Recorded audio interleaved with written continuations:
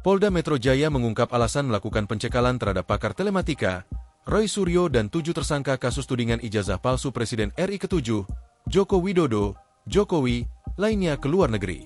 Kabid Humas Polda Metro Jaya Kombes Budi Hermanto mengatakan hal itu dilakukan untuk mempermudah proses penyidikan yang dilakukan. Proses pencekalan ini adalah untuk mempermudah proses penyidikan yang dilakukan oleh Polda Metro Jaya. Jadi, untuk mempermudah sehingga dilakukan pencekalan, kata Budi dalam keterangannya, Sabtu, 22 November 2025. Saat ini, kata Budi, proses penyidikan masih terus berjalan. Terakhir, kubu Roy Suryo juga mengajukan saksi meringankan dalam kasus tersebut. Dalam hal ini, kepolisian profesional dan independen dalam penanganan kasus tersangka RSCS. Kita menangani perkara berdasarkan laporan polisi yang diterima oleh pihak kepolisian, tuturnya. Adapun pencekalan dilakukan selama 20 hari mulai 8 sampai 27 November 2025. Namun, nantinya pencekalan itu bisa ditambah masa waktunya hingga 60 hari sesuai dengan ketentuan yang berlaku. Sementara itu, Roy Suryo menanggapi santai soal dirinya dicekal ke luar negeri dalam kasus tersebut.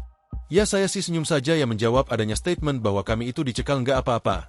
Toh udah selesai udah pulang dari Sydney, Australia dan bahan-bahan semuanya sudah komplit untuk pembuatan buku white paper itu semuanya sudah komplit.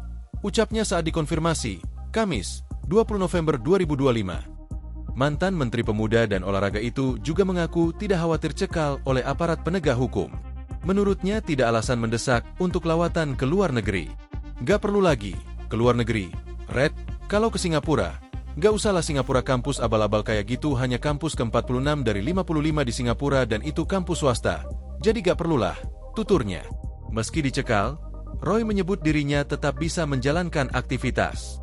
Saya sih senyum saja menyambut statement bahwa dicekal. Toh itu bukan tahanan kota, jadi hanya tahanan yang tidak boleh keluar dari negara, tukasnya. Diketahui, Polda Metro Jaya menetapkan 8 orang sebagai tersangka kasus ijazah palsu Jokowi pada Jumat, 7 November 2025. Penetapan tersangka dibagi dalam 2 klaster. Ada 5 tersangka dalam klaster pertama adalah Egy Sujana, Kurnia Tri Rohyani, Damai Hari Lubis, Rustam Effendi, dan Muhammad Rizal Fadilah. Dalam klaster kedua ditetapkan 3 tersangka Roy Suryo, Rismon Hasiholan Sianpiar, dan Tifauzia Tiasuma.